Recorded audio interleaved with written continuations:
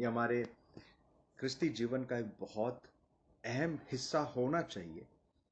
और अफसोस की बात है कि अक्सर ये नहीं होता है। जिस प्रकार से हम इस बात को महत्व देना चाहिए, हम नहीं दे पाते। और वो बात या वो विषय है प्रार्थना। आने वाले दिनों में अगर प्रभु की इच्छा हो तो हम इस पर और बातें करेंगे। आज इस पर मैं थोड़ा सा एक बैकग्राउंड देना चाहूँगा, हमें कुछ बातों को याद दिलाने के लिए। लेकिन मैं उम्मीद करता हूँ कि हम में से हर एक व्यक्ति को इस बात का प्रोत्साहन मिले, इस बात की इच्छा हमारे हृदय में परमेश्वर डाले कि हमारे जीवन में प्रार्थना कितनी ज़रूरी है और हम सबके जीवन में प्रार्थना करने की उमंग आए। इसके बाद हम जैसे प्रभु हमें अगुवाई करे, हम इसके बारे में और चर्चा करेंगे कि प्रार्थना हम कैसे करें, कैसे प्रभु के साथ समय बिता सकते हैं और किस प्रकार से आ, हमारी ओर से हम क्या कोशिशें कर सकते हैं। ये सारी बातें अगर प्रभु की इच्छा हो तो हम आने वाले दिनों में देखेंगे। तो आज मैं बात करना चाहूँगा, प्रार्थना के विषय को शुरू करना चाहूँगा इस बात पर जोर देकर या इसके ऊपर थोड़ी सी चर्चा करके कि प्रार्थना क्यों करनी है, क्यों ये हमारे लिए ज़रूरी है। आपको पता है, जब परमेश्वर ने नई वाचा का उद्घाटन उद्घाटन नहीं कहूँगा, अनाउंसमेंट किया था पुराने नियम में ही, जब हमें बताया गया था कि एक समय आने वाला है जहाँ पर मैं एक नया राष्ट्र बनाऊंगा, एक नई वाचा एक नए लोगों के साथ बनाऊंगा।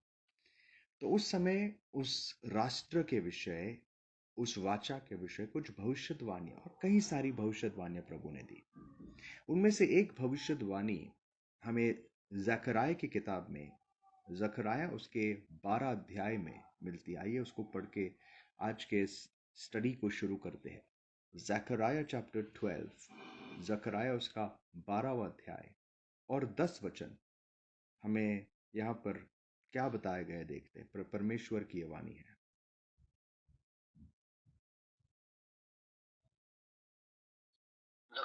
12 और उसका 10 वचन।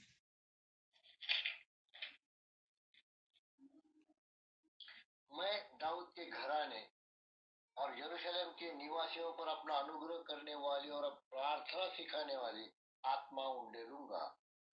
तब वे मुझे ताकेंगे, अर्थात जिसे उन्होंने भेजा है, और उसके लिए जैसे रोएंगे, जैसे इकलौते पुत्र के लिए रोते पीटते हैं, और ऐसा भारी शोक करेंगे जैसा पहलौठे के लिए करते हैं। अब इस वचन को पढ़ के कई सारे लोग डिस्ट्रैक्ट होते हैं, और डिस्ट्रैक्ट इसीलिए होते हैं क्योंकि इस वचन को अक्सर वो आखिरी दिनों या यीशु मसीह के दूसरे आगमन के साथ जोड़ते हैं।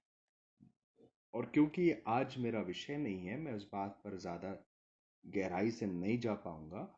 लेकिन बस आपको ये बताना चाहूँगा कि ये यीशु मसीह के दूसरे आगमन के विषय की बात नहीं है।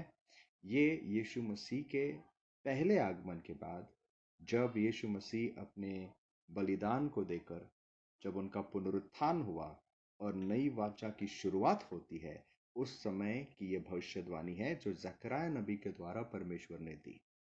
और उस वाचा का, उस भविष्यवाणी का एक बहुत बड़ा हिस्सा है पवित्र आत्मा का उंडेला जाना, जो पेंतिकॉस्ट के दिन पर हुआ। और इसी विषय ये बात कही गई है कि मैं दाऊद के घराने पर और यरूशलेम के वासियों पर मेरे अनुग्रह और प्रार्थना सिखाने वाली आत्मा को उंडेलूंगा। तो इस वचन के बाकी सारे मुद्दों को साइड में रखते हुए मैं आज जोर इस बात पर देना चाहूंगा कि पवित्र आत्मा जो परमेश्वर की ओर से हमें मिलता है, उसके यहाँ पर दो कार्य या दो टाइटल्स हम कह सकते हैं उसको, उन्हें दिए गए हैं। और वो टाइटल्स है कि वो अनुग्रह का आत्मा है और प्रार्थना का आत्मा है।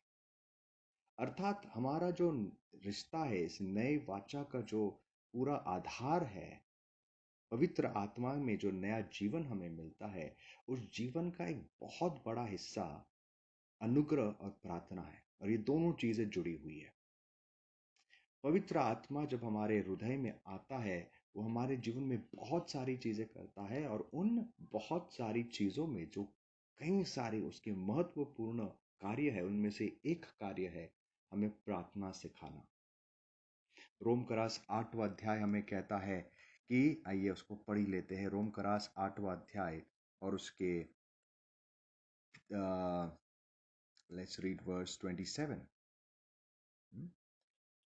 26 और 27 दोनों पढ़िए। रोमकरास 8, 26 और 27। इसी रीति से आत्मा भी हमारी दुर्बलता में सहायता करता है, क्योंकि हम नहीं जानते कि प्रार्थना किस रीति से करना चाहिए, परंतु आत्मा आप ही ऐसी आहें भरकर जो बयान से बाहर है हमारे लिए विनती करता है। और मनों का जांचने वाला जानता है कि आत्मा की मनसा क्या है, क्योंकि वह पवित्र लोगों के लिए परमेश्वर की इच्छा के अनुसार विनती करता है। आमेन। सो यहाँ पर परमेश्वर हमसे कहता है, पवित्र आत्मा हमसे कहता है कि परमेश्वर ने हमें पवित्र आत्मा दिया, उसके कई सारे कार्य हमें बताए गए। उसमें से एक महत्वपूर्ण कार्य यह है कि वो हमें प्रार्थना करना सिखाता है। जब हम नहीं जानते कैसा प्रार्थना करना, पवित्र आत्मा हमें सिखाता है, और इसके विषय हम आने वाले दिनों में चर्चा करेंगे। लेकिन आज मैं बात करना चाहूँगा कि हमें क्यों प्रार्थना करनी है। हमने देखा कि हमारी वाचा का एक बहुत बड़ा जो हिस्सा है, हमारे वाचा का जो फाउंडेशन है, उस फाउंडेशन में ही प्रार्थना की एक नींव हमें दिखाई देती है। It's one of the building blocks हम कह सकते हैं। हमारे फाउंडेशन का जो एक क्रिश्चियन लाइफ का एक फाउंडेशन जो होता है, उसका एक इम्पॉर्टेंट हिस्सा है प्रार्थना।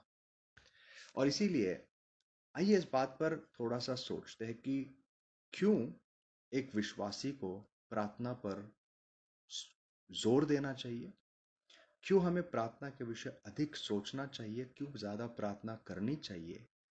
क्या ये हमारे जीवन में एक ऑप्शनल बात है? क्या अगर हम प्रार्थना पूर्वक जीवन नहीं बिताते तो क्या ये ठीक है? इन बातों पर सोचना ज़रूरी है, क्योंकि जब तक हम इन बातों के बारे में सोचते नहीं, उसे कभी कर नहीं पाएंगे। आज मैं आपको बेसिकली 4 ब्रॉड या फंडामेंटल रीजंस बताना चाहूँगा जो हमारे लिए क्यों प्रार्थना करनी ज़रूरी है। Why pray? प्रार्थना क्यों करनी है? और उसका सबसे पहला कारण है कि प्रार्थना हमें ये आज्ञा के रूप में दिया गया। We are told to pray. जब यीशु मसीह ने अपने शिष्यों को एक दिन, जब वो खुद प्रार्थना कर रहे थे, उसके शिष्य आकर उसे कहते हैं कि प्रभु हमें प्रार्थना सिखा।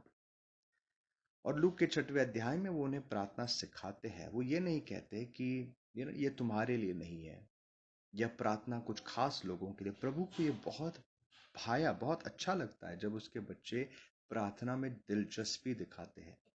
इसलिए पहाड़ी संदेश पर जब प्रभु कई सारी चीजें सिखा रहे थे, उन चीजों में प्रभु एक चीज उन्हें जरूर सिखाते हैं कि प्रार्थना कैसी करनी है।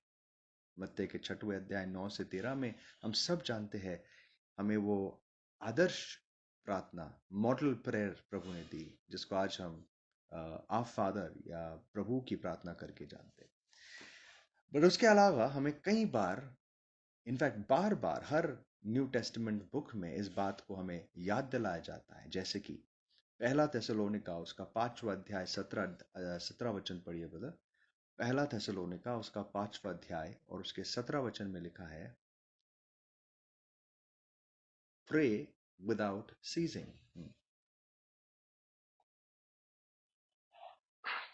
निरंतर प्रार्थना में लगे रहो। निरंतर प्रार्थना में लगे रहो। इस भाषा को आप पढ़ोगे तो ये एक सुझाव नहीं, ये एक सलाह नहीं, ये एक आज्ञा है।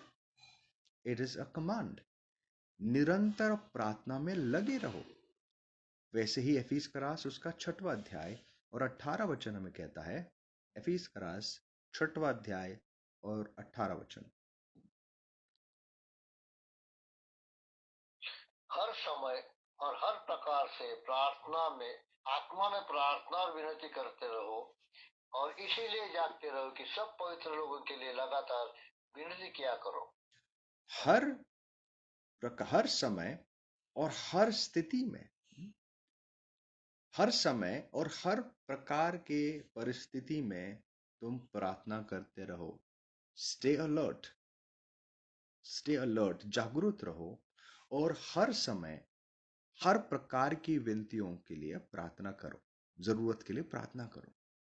अगेन ये एक सुझाव नहीं है, ये एक आज्ञा है। इनफैक्ट यही वो चैप्टर है जिसका इसी हिस्से में हमें बताया गया है कि हमारा जीवन एक युद्ध है, और इस युद्ध में अगर हमें जय पाना है तो हमारे जीवन में कौन कौन सी बातें होनी जरूरी है। क्योंकि यह युद्ध किसी मनुष्य, किसी इंसान, मांस और लहू के खिलाफ नहीं है। पॉल कहता है ये युद्ध दुष्ट आत्माओं के खिलाफ और अंधकार की ताकतों के खिलाफ है। और इसीलिए इन ताकतों से अगर हमें जीतना है, अगर इस दुनिया में हमें एक सफल विश्वासी जीवन जीना है, तो हमारे जीवन में वो सारे हथियार जिसके बारे में लिखा है वहां पर, जो एक सोल्जर पहनता है, उसका उदाहरण देके पॉल कहता है ये सारी चीजें होनी चाहिए। उद्धार की टोप, साल्वेशन होना चाहिए, धार्मिकता होनी चाहिए, सत्य होना चाहिए। ये सारी बातों के अलावा, विश्वास के अलावा, जो हथियार प्रभु ने हमें शैतान को हराने के लिए, उस पर आक्रमण करने के लिए दिया है, वो है प्रार्थना। इसीलिए वो कहता है, इसीलिए इसके अलावा, ये सारी चीजों के अलावा निरंतर प्रार्थना में रहो। हर समय हर प्रकार की प्रार्थनाओं को आत्मा में प्रार्थना कर के लिए आत्मा में प्रार्थना करिए। So again it's an imperative. यहाँ पर एक आज्ञा है हमारे लिए, एक बहुत जरूरी चीज जिसको हमें हमारे जीवन में सीरियसली लेना है। कहीं पर इस विषय पर लापरवाही नहीं होनी चाहिए। Pray all the time. उसी प्रकार से फिलिप का रास, उसका 4 अध्याय हम जानते हैं 6 और 7 में क्या लिखा है। फिलिप का रास 4 अध्याय 6 और 7। डू नॉट बी एंग्शियस, लेकिन क्या, किसी भी बात की चिंता मत करो, परंतु हर एक बात में तुम्हारे निवेदन, प्रार्थना और विनती के द्वारा धन्यवाद के साथ परमेश्वर के सम्मुख उपस्थित किए जाए। किसी तब परमेश्वर की शांति जो सारी समझ से परे तुम्हारा हृदय, तुम्हारे विचारों को मसीह यीशु में सुरक्षित रखेगी। किसी भी आमीन। बात के लिए चिंता मत करो। क्योंकि हमने देखा एक और समय हमारे सर्मन ऑन द माउंट पर जब हम बात कर रहे थे, हम देखते कि चिंता अपने आप में एक पाप है। ये परमेश्वर के खिलाफ अविश्वास प्रकट करता है। और इसीलिए हमें कहा गया कि चिंता मत करो, चिंता के बदले क्या करो, चिंता पर जय पाने का जो रास्ता है वो है प्रार्थना। चिंता मत करो, लेकिन हर समय, हर सिचुएशन में, हर चीज के लिए प्रार्थना करो।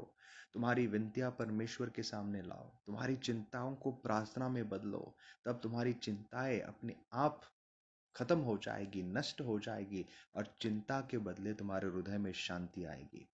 तो फिर से हमें यही बात कही गई है। परमेश्वर ने सिर्फ ये नहीं कहा कि चिंता मत करो, जैसे कि हम अपने आप से कर सकते, उसने रास्ता भी बनाया है, और वो रास्ता है प्रार्थना। सो अगेन यहाँ पर एक आज्ञा हमें दी गई है कि तुम प्रार्थना करो। लेकिन कई बार हम इस आज्ञा को तोड़ देते हैं और हम प्रेफर करते हैं कि हम प्रार्थना नहीं करें, प्रार्थना के बदले चिंता करें। जब हम प्रार्थना के बदले चिंता करते हैं, हम परमेश्वर से और दुनिया से ये कहते हैं कि हमारा परमेश्वर कुछ नहीं कर सकता है सिचुएशन में, मुझे लगता है मुझे ही कुछ करना पड़ेगा, और इसीलिए मैं सोचता हूँ क्या करना है। और ये सोचते सोचते हम अपने आप को एक बड़े से पहाड़ के नीचे दबा देते हैं और इस चिंता में लग जाते हैं। जैसे एक अनाथ बच्चा हमेशा सोचता है कि मुझे खाना कौन देगा, मेरे जीवन को कौन संभालेगा, मेरे भविष्य में क्या होगा, मुझे देखने वाला कौन होगा, क्योंकि उसके पास एक पिता नहीं है। और अक्सर हम भी ऐसा ही जीवन जीते हैं जब हम अपनी चिंताओं को अपने सर पर लेकर घूमते हैं। परमेश्वर कहता है तुम्हें ये करने की जरूरत नहीं है, क्योंकि तुम अब तुम्हारे अपने आप के नहीं हो, तुम मेरे बेटे हो, मेरी बेटी हो, तुम मेरे परिवार का हिस्सा हो, और तुम्हारी जिम्मेदारी मेरी है। मैं तुम्हारा पिता हूं, इसीलिए मुझसे बात कर, मुझसे प्रार्थना कर, और तेरी हर चिंता को मैं संभालूंगा। सो प्रार्थना, यहाँ पर फिर से हमें वही बात बताई गई है कि चिंता मत करो, लेकिन हर समय हर बात में प्रार्थना करो। मैं समझता हूं ये एक कारण हमारे लिए काफी होना चाहिए प्रार्थना करने के लिए, प्रार्थना की जरूरत को समझने के लिए, और इस चीज को हमारे जीवन की सबसे महत्वपूर्ण बात बनाने के लिए। It should be our highest priority, हमारे जीवन का सबसे महत्वपूर्ण हिस्सा, हमारे हर दिन का सबसे महत्वपूर्ण हिस्सा ये बनना चाहिए। ये एक बात जो मैंने आपको बताई, इट इज कमांडेड। जब परमेश्वर हमें एक आज्ञा देता है, ये हमारे लिए काफी होना चाहिए वो करने के लिए। एक विश्वासी का जो जो गुण होता है ना, विश्वासी का एक एक क्वालिटी ये होती है कि वो जब परमेश्वर कुछ कहता है, परमेश्वर की आज्ञा उसके लिए सबसे बड़ी बात होती है, उसके लिए सबसे इंपॉर्टेंट बात होती है। ये हमारे लिए काफी होना चाहिए। लेकिन प्रार्थना इतनी जरूरी बात है कि परमेश्वर ने बस हमें ये एक चीज नहीं दी है, इसके अलावा और बहुत सारी चीजें परमेश्वर ने हमें दी है और हमारे लिए की है कि हमें समझ जाए कि प्रार्थना कितनी जरूरी है। सो द सेकेंड थिंग, दूसरी चीज जो मैं आपको बताना चाहता हूं, जिससे हम ये समझना चाहिए कि प्रार्थना कितनी जरूरी है हमारे लिए, और वो ये है कि जब परमेश्वर हमारे पापों को छुड़ाने, हमें पापों से बचाने के लिए इंसान बन के इस पृथ्वी पर आए, जब उन्होंने मनुष्य का रूप धारण किया और यीशु मसीह अपनी शारीरिक सेवकाई इस दुनिया में कर रहे थे, उस समय परमेश्वर का पुत्र खुद अपने जीवन के द्वारा हमें यह दिखाता है कि प्रार्थना कितनी जरूरी है। The second reason I want to give you to pray, दूसरा कारण जो मैं आपको देना चाहता हूं आज कि हम प्रार्थना क्यों करें, वो ये है, हमने प्रार्थना इसलिए करनी चाहिए क्योंकि यीशु ने प्रार्थना की। हमारे लिए प्रार्थना इसलिए जरूरी है क्योंकि यीशु ने प्रार्थना की, क्योंकि वो उसके लिए जरूरी थी।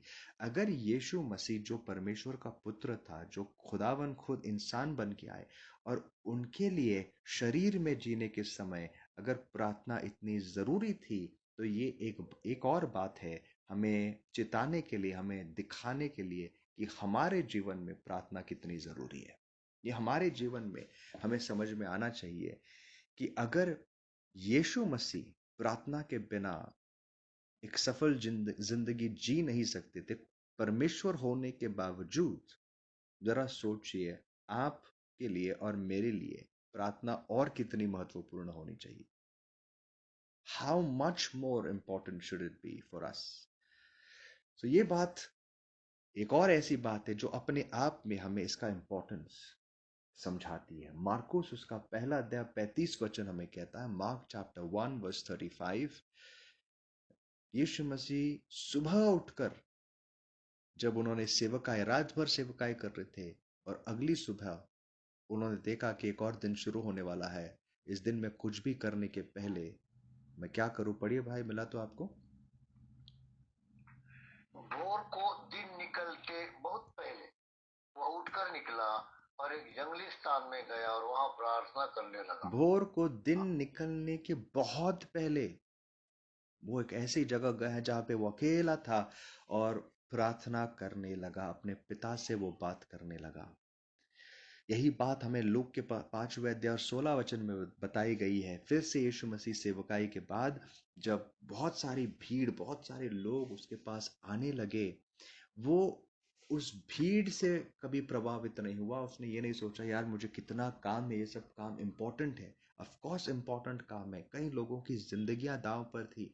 यीशु मसीह की सेवकाई थी बीमारों को चंगा करना, जो शैतान से बंधे हुए उनको छुड़ा लेना, लोगों के उद्धार के लिए उस दुनिया में आए, ये सारी बातें बहुत जरूरी थी।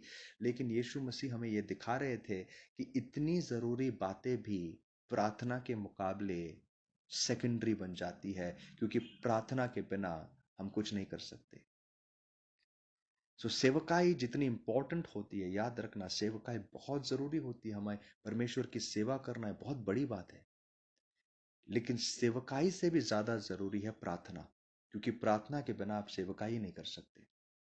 और यीशु मसीह यही बात अपने जीवन में हमें दिखा रहे। देखो, परमेश्वर ये बातें शब्दों से दिखाता है, लेकिन उससे भी अधिक वो इस दुनिया में आकर हमारे लिए एक रोल मॉडल बन के भी ये दिखाता है कि अगर मैं ऐसे जीता हूं, या मुझे इसकी जरूरत है, जब मैं इंसान बना, इस बात की अगर मुझे जरूरत है, तो तुम्हें कितनी जरूरत होगी।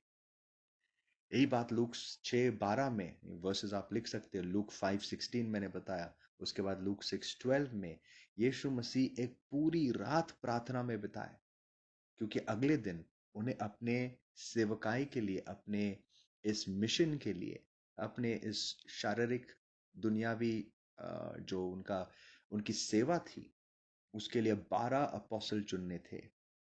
और उसके पहले वो पूरी रात प्रार्थना में पिता के साथ बिताते। जब यीशु मसीह की क्रूसिफिक्शन, उनकी क्रूस पर मारे जाने का समय आ गया, उसके पहले हम जानते हैं किस प्रकार से यीशु मसीह गेत्सेमने बाग में, बगीचे में रो रो कर प्रार्थना करते हैं। और इसीलिए हिब्रू का रास उसके 5 अध्याय और 7 वचन में हमें देखो क्या लिखा गया। Hebrews chapter 5 verse 7.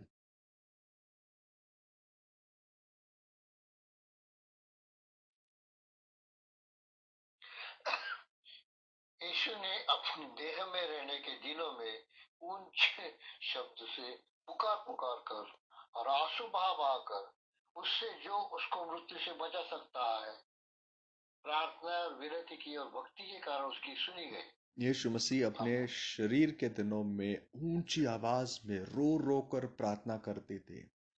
कभी सोचा इसके बारे में, अगर इस दुनिया में कोई ऐसा व्यक्ति था हमारी समझ के अनुसार कि जिसके लिए प्रार्थना जरूरी नहीं होनी चाहिए, वो एक ही व्यक्ति हो सकता था, वो है यीशु मसीह।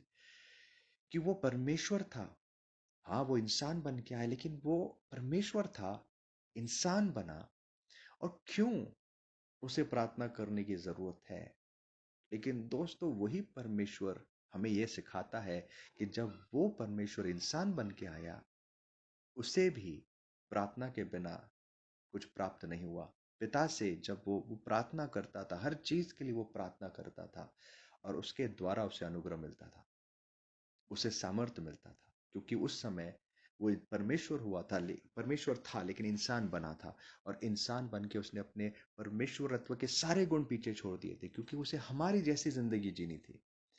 और उस समय वो पवित्र आत्मा के सामर्थ्य से और अनुग्रह से जी रहा था, हमारे लिए एक उदाहरण बनने के लिए, एक आदर्श बनने के लिए। सो जैसे उसने प्रार्थना की, वो चाहता है कि हम भी उसी प्रकार से प्रार्थना करें, वो हमारे लिए उदाहरण बना। तो पहला रीजन था जो मैंने आपको दिया, वो ये है कि हमें प्रार्थना इसलिए करनी है क्योंकि परमेश्वर ने हमें यह आज्ञा दी है। दूसरी बात, हमें प्रार्थना इसलिए करनी है क्योंकि परमेश्वर खुद जब इंसान बना, उसने प्रार्थना को अपने जीवन में सबसे प्रथम जगह दी और हमारे लिए एक आदर्श बन गया, क्योंकि यीशु मसीह ने खुद प्रार्थना की। तीसरी चीज इसी से जुड़ी हुई है, और वो ये है कि आज हमारे जीवन में, एक विश्वासी जीवन में, अगर परमेश्वर के लिए हम एक सक्सेसफुल जीवन जीना चाहते हैं या कुछ भी प्राप्त करना चाहते हैं, हमें उसके अनुग्रह की जरूरत है। We need grace. याद है हमने ज़करया 4 में 12 में पढ़ा था कि जहां पर जब नई वाचा शुरू होगी, परमेश्वर ने वायदा किया कि वो अपने अनुग्रह और प्रार्थना के आत्मा को उंडेलेगा। ये पूरी की पूरी वाचा, ये नई वाचा अनुग्रह पर आधारित है। It's grace. But what is grace? But of grace is, जिसको अक्सर कहा जाता है अनडिजर्व्ड फेवर, अनमेरिटेड फेवर। मतलब ग्रेस उसको कहा जाता है जहां पर किसी की योग्यता नहीं होती, उसके लिए कुछ किया जाता है, उसको ग्रेस कहते हैं। Of course that's one part, कि हमारी कोई योग्यता नहीं थी फिर भी परमेश्वर ने हमें बचाया। लेकिन अनुग्रह का एक और हिस्सा है, और वो हिस्सा है उसका सामर्थ। Grace is also the power of God. परमेश्वर का वो सामर्थ है जो हमें जिंदगी में हर चीज में मदद करता है। हमारे उद्धार जो है वो अनुग्रह से होता है। हमारे जीवन में पाप पर जय हम अनुग्रह से पाते हैं। Titus chapter 2 verse 11, let's read that. आइए टाइटस 2, तीतुस उसका दूसरा अध्याय 11 और 12 वचन पढ़िए। तीतुस उसका दूसरा अध्याय 11 और 12 वचन। क्योंकि परमेश्वर का वह अनुग्रह प्रकट है जो सब मनुष्य के द्वारा का कारण उद्धार का कारण है, और हमें चेतावनी देता है कि हम अभक्ति और सांसारिक अभिलाषाओं से मन फिर कर इस युग में संयम और धर्म और भक्ति से जीवन बिताए। देखो, परमेश्वर का अनुग्रह प्रकट हुआ है जो सबको उद्धार देता है। अनुग्रह प्रकट हुआ है। ये अनुग्रह करता क्या है? It teaches us to say no to ungodliness. ये हमें अभक्ति और पाप पर जय पाने के लिए सिखाता है. हम पाप को, अभक्ति को ना कैसे कह सकते हैं, ये हमें सिखाता है. सो अनुग्रह परमेश्वर की वो ताकत है जो हमें पाप से दूर रखती है या पाप पर जय दिलाती है. अनुग्रह वो है जब परमेश्वर की ताकत से हमें वो बचाता है. अनुग्रह वो है जब हमें वो पाप पर जय देता है. अनुग्रह वो है जो हमें कमजोरियों में सहायता करता है. जैसे पौल के जीवन में कमजोरी थी, बीमारी थी, उसने प्रार्थना की और परमेश्वर कहता नहीं, मैं इस बीमारी को नहीं हटाऊंगा, लेकिन मैं तुझे अनुग्रह दूंगा, मेरा अनुग्रह तेरे लिए काफी है. तो हर बात में हमें अनुग्रह संभालता है, परमेश्वर का अनुग्रह संभालता है. लेकिन सबसे बड़ी जो बात है जो हमें समझनी है वो ये है कि ये अनुग्रह हमें मिलता कैसे है. और उसका जवाब है, ये अनुग्रह हमें के जरिए से मिलता है. हिब्रू करास उसका 4 अध्याय और 16 वचन ये बात बिल्कुल स्पष्ट कर देता है. आइए पढ़ते हिब्रू करास 4 अध्याय और 16 वचन. Hebrews chapter 4 verse 16. इसलिए आओ, हम अनुग्रह के सिंहासन के निकट हियाव बांधकर चले और हम पर दया हो और वह अनुग्रह पाए जो आवश्यकता के समय हमारी सहायता करे. आइए हम अनुग्रह के सिंहासन के निकट आए. इस सिंहासन का नाम क्या है? परमेश्वर के सिंहासन को क्या नाम दिया गया है यहाँ पर? अनुग्रह का सिंहासन. इस सिंहासन के पास आने के लिए जो रास्ता है वो प्रभु यीशु मसीह ने हमें हमारे लिए खोल दिया. ये बहुत बड़ा उसका, यही अपने आप में उसका अनुग्रह हम पर हुआ है. लेकिन इतना ही नहीं, वो कहता है इस सिंहासन के पास हम सब जा सकते हैं. क्यों? क्योंकि जब हमारे जीवन में कोई ज़रूरत होती है, जब हम हारे हुए होते हैं, थके हुए होते हैं, जब हमें कमज़ोर हम होते हैं, जब जो भी हमारी नीड होती है, आ सकते हैं. लेकिन ये अनुग्रह हमें कब मिलता है? जब हम इस सिंहासन के पास जाते हैं. लेकिन ये पास जाना मतलब क्या? क्या हम आज शारीरिक तौर से या चल के या ऐसा कोई तरीका है जहां हम परमेश्वर के सिंहासन के सामने वास्तविक तरीके से जाके खड़े हो सकते? नहीं. इस पूरे सेंटेंस का, इस पूरे या इस वर्स का यही मीनिंग है. इस सिंहासन के पास जाना मतलब परमेश्वर के सामने अपनी विनतियों को पेश करना. आज ये अनुग्रह हमें मिलता कैसे है? पॉल कहता है, पॉल नहीं, पवित्र आत्मा हमें लेखक के द्वारा कहता है, let us then approach God's throne of grace with confidence. आइए हम परमेश्वर के इस अनुग्रह के सिंहासन के पास हियाव के साथ जाएंगे. इस जाने को और कुछ नहीं दोस्तों, प्रार्थना कहते हैं. सो कहने का मतलब क्या है कि ये अनुग्रह हमारे लिए है. परमेश्वर का अनुग्रह आज हमारे लिए उपलब्ध है. लेकिन ये अनुग्रह हमें तब मिलता है जब हम प्रार्थना करते हैं. इसको दूसरे तरीके से अगर हम पढ़े तो ऐसे भी पढ़ सकते हैं, परमेश्वर का अनुग्रह आज हमारे लिए है, लेकिन अगर हम प्रार्थना नहीं करेंगे तो हमें अनुग्रह नहीं मिलेगा. और ये बात समझनी बहुत जरूरी है. क्यों आज बहुत सारे लोग परमेश्वर के अनुग्रह से वंचित रहते? क्यों क्यों फ्रूटफुल जीवन नहीं जी सकते? क्यों वो प्रभु में बढ़ते नहीं? क्योंकि उनके जीवन में प्रार्थना की बहुत कमी होती है और उन्हें अनुग्रह नहीं मिलता. अनुग्रह पाने के और भी कंडीशंस है, जैसे कि बाइबल कहती है अनुग्रह प्रभु नम्र लोगों को देता है. हाँ, जरूर, जो नम्र है उन्हें वो अनुग्रह देता है, जो घमंडी है उनका वो विरोध करता है. वो टूटे हुए हृदय जिसका है, जिन लोगों का हृदय टूटा हुआ उनको अनुग्रह देता है. हाँ, ये सारी बातें अनुग्रह पाने के कंडीशंस है. लेकिन अनुग्रह पाने का जो जरिया है, जो चैनल है, वो है प्रार्थना.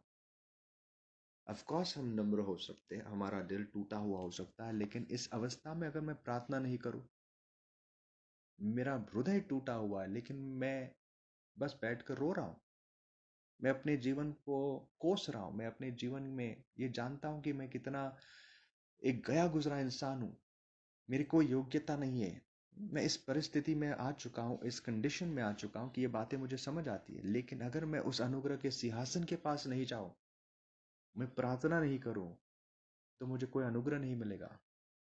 और इसीलिए हमें इस बात को जानना जरूरी है कि हर परिस्थिति में हमें कैसे उस अनुग्रह के सिंहासन के पास जाना है प्रार्थना में। सो द थर्ड रीजन, तीसरा रीजन जो प्रार्थना करने का है वो ये है कि अनुग्रह, परमेश्वर का अनुग्रह हमें सिर्फ और सिर्फ प्रार्थना के जरिए से मिलता है। ये एक ऑटोमेटिक प्रोसेस नहीं है, खास करके जब हम उसके परिवार का हिस्सा बन गए।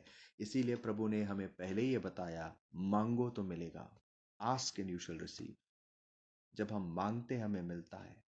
परमेश्वर बिना मांगे नहीं देता है, ये उसका नियम है। और ये बहुत बहुत प्योर एक प्रिंसिपल है, परमेश्वर के पवित्रता का एक एक चिन्ह है ये। हमें हमें हमने कुछ ही संडे पहले देखा कि कैसे परमेश्वर कोई भी कीमती चीज उन्हें नहीं देता जिन्हें उसकी कदर नहीं।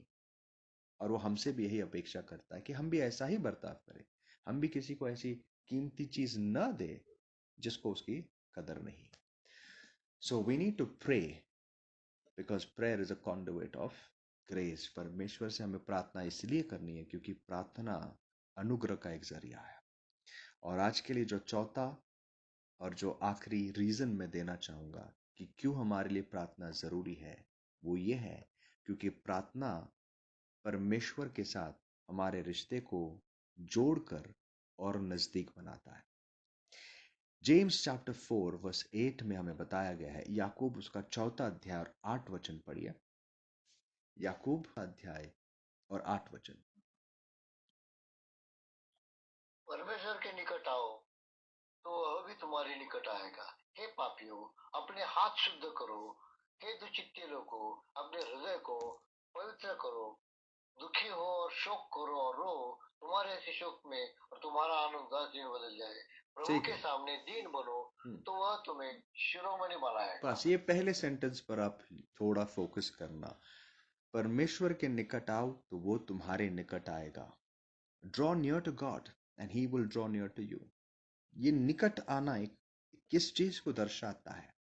निकट आना एक ऐसे रिश्ते को दर्शाता है जैसे कि जब एक पति और पत्नी जब विवाह के बंधन में जुड़ जाते हैं, वो एक दूसरे के निकट आते हैं। They are now close to each other, वो एक दूसरे से जुड़े हुए रहते हैं। और याद रखना, परमेश्वर की हमेशा पहले से ये इच्छा थी कि वो मनुष्य के निकट रहे। परमेश्वर ने इस बात को बहुत साफ कर दिया है। पूरे बाइबल को आप खंगालिए, पूरे बाइबल को आप पढ़िए, आपको साफ दिखाई देगा कि परमेश्वर के मन की इच्छा क्या है। परमेश्वर ने पहले से हमेशा ये चाहा कि वो मनुष्य के, उसके बेटे और बेटियों के नजदीक रहे। परमेश्वर ने हमें बनाया ही इसलिए। आदम और हवा को क्यों बनाया? क्योंकि परमेश्वर हर समय उनके साथ संगति करना चाहता था, उसके वो परिवार थे। और हमें समझाने के लिए, इस बात को समझाने के लिए एक बहुत ही सुंदर मानवीय उदाहरण हमें दिया गया कि हर शाम परमेश्वर अपने बच्चों के साथ, आदम और हवा के साथ उन्हें मिलने आता था, उनके साथ बात करने आता था, उनके साथ संगति करने आता था। पूरे बाइबल को आप देख लीजिए, हर बार हम देखते हैं जब मनुष्य परमेश्वर से अलग हुआ तो मनुष्य परमेश्वर को ढूंढने नहीं गया। जब आदम ने पाप किया, परमेश्वर खुद उसे ढूंढने आया। उसके बाद नोहा के दिनों में जब लोग इतने बुरे बन गए कि वो परमेश्वर की विचारों को भी अपने मन में नहीं रखना चाहते थे, वो परमेश्वर के बारे में सोचना भी नहीं चाहते थे, तो परमेश्वर मायूस हो गया और वो ढूंढ रहा था कि कौन ऐसा है जो मुझे अपने पास बुलाएगा, और उसे नोहा मिला। उसके बाद हम देखते हैं जब परमेश्वर ने इज़राइल को चुना अपना अपना राष्ट्र, अपने लोग बनने के लिए, जब उसने इज़राइल को मिस्र से छुड़ाया, तो इतनी सुंदर बात है, बड़ी बड़ी सुंदर बात है जिसको अगर आप पिक्चराइज करो। परमेश्वर ने मूसा को कहा, जब मेरे लोग बाहर आते हैं ये सारे लोग तंबू में रहेंगे, क्योंकि इस रास्ते पर अभी उन्हें आगे जाना है जब तक उन्हें अपना देश मिलता है। और इन तंबुओं में रहने के समय मैं चाहता हूं कि इन सबके बीच में तुम एक तंबू बनाओ जहां पर मैं आके रहूंगा। मुझे मेरे लोगों के बीच रहना है। इतनी अमेजिंग, अद्भुत बात है ये। और इस बात से परमेश्वर क्या कहना चाहता है आप समझ जाइए। परमेश्वर अपने लोगों से इतना प्रेम करता है कि वो अपने लोगों के बीच में रहना चाहता है। और ये दूसरी बात है कि लोग उसके साथ नहीं रहना चाहते, उसकी बहुत इच्छा है कि वो उनके साथ रहे, लेकिन वो सिर्फ तब उनके साथ रहना पसंद करता है जब वो उसके साथ रहना चाहते हैं। और बार बार इतिहास में हम ये देखते हैं, परमेश्वर हमेशा लोगों के साथ रहना चाहता है, लेकिन लोग उससे दूर भागते थे और आज भी भागते हैं, और आज भी उसको वो इज्जत या कीमत नहीं देते, ऑल्दो वो राजाओं का राजा है और हम बस इस पृथ्वी की कुछ मिट्टी और धूल है और कुछ नहीं। फिर हम देखते हैं जब इज़राइल देश में वो आया, फिर भी वो परमेश्वर हमेशा वहीं पर तंबू में रहा। जब दाऊद ने सोचा फिर एक दिन, नहीं, मेरा परमेश्वर तंबू में नहीं रह सकता, हम यहाँ पर, मैं महल बना रहा हूँ और मेरा परमेश्वर तंबू में रहेगा नहीं, तो उसने उसके लिए मंदिर बनाया। लेकिन हम ये भी जानते हैं आगे परमेश्वर ने कहा कि मैं इंसान के हाथों से बनाए मंदिरों में रहने में प्रसन्न नहीं होता हूँ। इसीलिए जब एक टाइम आया, परमेश्वर ने अपनी योजनाओं को परिपूर्णता में लाने के लिए वो तैयार हुआ, तब इन परमेश्वर खुद एक देह को लेकर, एक देह को धारण करके इंसान बना। और बाइबल कहती है ही टैबरनैकल्ड अमंग अस, वो हमारे बीच उसने तंबू बनाया, वो घर बनाया। और उसके बाद उसी शरीर को जब वो क्रूस पे चढ़ा के हमारे लिए बलिदान देता है, यीशु मसीह ने अपनी आखिरी प्रार्थना में शिष्यों के साथ जब ये कहा कि मैं उस आखिरी भोजन में कहा कि अगर कोई मेरी आज्ञाओं में बने रहे, मेरे प्रेम में बने रहे, तो मैं और पिता उसके साथ आकर रहेंगे, उसके अंदर रहेंगे हमेशा। यहां पर भी परमेश्वर अपनी इच्छा को प्रकट करता है। व्हाट्स हिज डिजायर, उसके हृदय की इच्छा क्या है? कि वो हमारे साथ, हमारे निकट रहे। वो रहना चाहता है, लेकिन सवाल यह है कि क्या हम उसके साथ रहना चाहते हैं? और ये बात, अगर कि हम, हमारे हृदय की जो इच्छा है वो एक ही तरीके से हम प्रकट कर सकते हैं। हम कैसे इस बात को प्रकट कर सकते हैं, बयान कर सकते हैं कि हम परमेश्वर के निकट रहना चाहते हैं? और उसका सबसे बड़ा तरीका और सबसे अच्छा तरीका है प्रार्थना। इसीलिए हमें याकूब कहता है परमेश्वर के निकट आओ तो वो तुम्हारे निकट आएगा। कैसे? Draw close to him. How do you draw close to him? आप प्रार्थना जितना करोगे, जितना प्रार्थना में जीवन बिताओगे, उतना आप परमेश्वर को कहते हो, प्रभु आप मेरे लिए इतने ज़रूरी हो कि हर बात में मुझे आपकी याद आती है, मैं आपके निकट रहना चाहता हूँ। और जब हम परमेश्वर के निकट आते हैं, वो हमारे और निकट आता है और वो हमारे साथ सिर्फ अपना घर नहीं बनाता, वो अपने आप को हम पर प्रकट करने लगता है। सो चौथा कारण जो आज हम देखेंगे, आज देख रहे हैं, मैं आपको देना चाहता हूं कि हमें प्रार्थना क्यों करनी है।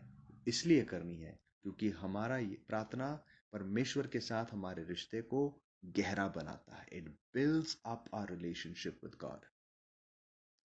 और अगर ये 4 रीजंस हमारे लिए काफी नहीं है, तो फिर हमें ये सोचना है कि क्या हमने परमेश्वर को सच में जाना है। Every born again child of God, अगर हम परमेश्वर के बुलाए हुए, चुने हुए, नए जीवन पाए हुए बच्चे हैं, तो ये 4 कारण हमारे जीवनों को, हमारे जीवनों में ये साबित करना चाहिए। These should be the reasons that will compel us to pray. ये हमारे जीवन में हमें मजबूर करेंगे प्रार्थना करने के लिए, क्योंकि हम परमेश्वर की आज्ञा को तोड़ना नहीं चाहते, हम उसके आज्ञाओं को मानना चाहते। हमें हमारे प्रभु यीशु जैसे बनना है। वो हमारे लिए उदाहरण था। हमें उसका अनुग्रह चाहिए और हमें उसके साथ हमेशा उसके साथ रिश्ते में बने रहना चाहिए। तो आइए, अगर आज ये चारों कारण आपको कंपेल करते, मैं प्रार्थना करूंगा, हम सब मिलकर प्रार्थना करेंगे कि परमेश्वर हमें कायल करें, कि हमारे जीवनों में प्रार्थना के महत्व को समझाए और हमें प्रोत्साहन दे कि हम प्रार्थना कर सके। और आने वाले दिनों में उसकी इच्छा हो तो हम इस पर भी गौर करेंगे कि अगर हमें प्रार्थना करनी नहीं आती तो हमें और क्या कर सकते हैं जिससे हमें प्रभु का अनुग्रह मिले इस एरिया में भी। तो आइए, आज के लिए यहाँ पर हम रुकते हैं और मैं उम्मीद करता हूँ कि आप इन वचनों पर सोचोगे, इसके ऊपर मनन करोगे और इसके विषय प्रार्थना करोगे।